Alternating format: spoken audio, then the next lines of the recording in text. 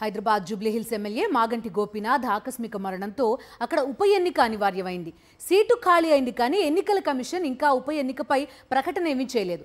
అప్పుడే కాంగ్రెస్లో ఆ సీటు మీద చాలా మంది కర్చీఫ్ వేసేశారు. నేనంటే నేనే అంటూ పలువురు నేతలు ప్రకటనలు చేస్తున్నారు. ఆ నేతలు ఎవరు చూద్దాం.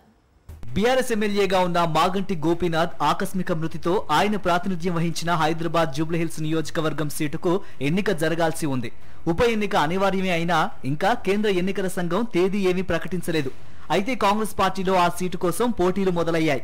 గత అసెంబ్లీ ఎన్నికల్లో ఇక్కడ నుంచి పోటీ చేసి ఓడిపోయిన క్రికెటర్ అజారుద్దీన్ మళ్లీ ఆ సీటు తనకే అని ప్రకటించుకున్నారు. ఇటీవల జరిగిన ఓ సమావేశంలోనూ మీడియా సమావేశంలోనూ అజారుద్దీన్ తాను పోటీ చేస్తున్నట్లు ప్రకటించడంతో సీటు ఆశించేవారు ఆగ్రహంగా ఉన్నారు. గత ఎన్నికల్లో కాంగ్రెస్ అభ్యర్థి అజారుద్దీన్ పై బీఆర్ఎస్ అభ్యర్థి మాగంటి గోపీనాథ్ 16,000 పైచిలుకు ఓట్ల మెజారిటీతో విజయం సాధించారు. అజారుద్దీన్ కు మొత్తంగా 64,000 ఓట్లు పోలయ్యాయి.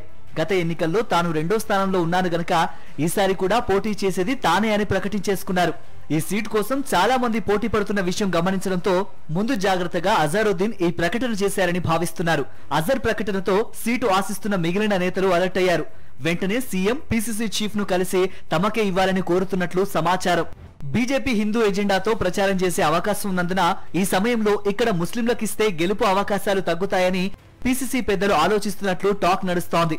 పెద్దల మనోగతాన్ని తెలుసుకున్న నవీన్ యాదవ్, బొంతు రామ్మోహన్లు టికెట్ కోసం తమ వంతు ప్రయత్నాలు చేస్తున్నారని తెలుస్తోంది.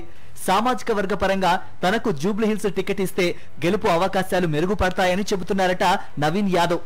బొంతు రామ్మోహన్ కూడా కులం కార్డుతోనే టికెట్ అడుగుతున్నారు. గత అసెంబ్లీ ఎన్నికల్లో అంబర్పేట నుంచి పోటీ చేసి ఓడిపోయిన రోహిన్ రెడ్డి కూడా జూబ్లీహిల్స్ టికెట్ ఆశిస్తున్నట్లు సమాచారం. టికెట్ ఆశించిన వారంతా కులాలు చెప్పి అక్కడి కుల ఓటర్ల సంఖ్య చెప్పి సీటు తమకే ఇవ్వాలని కాంగ్రెస్ పెద్దల్ని కోరుతున్నారు.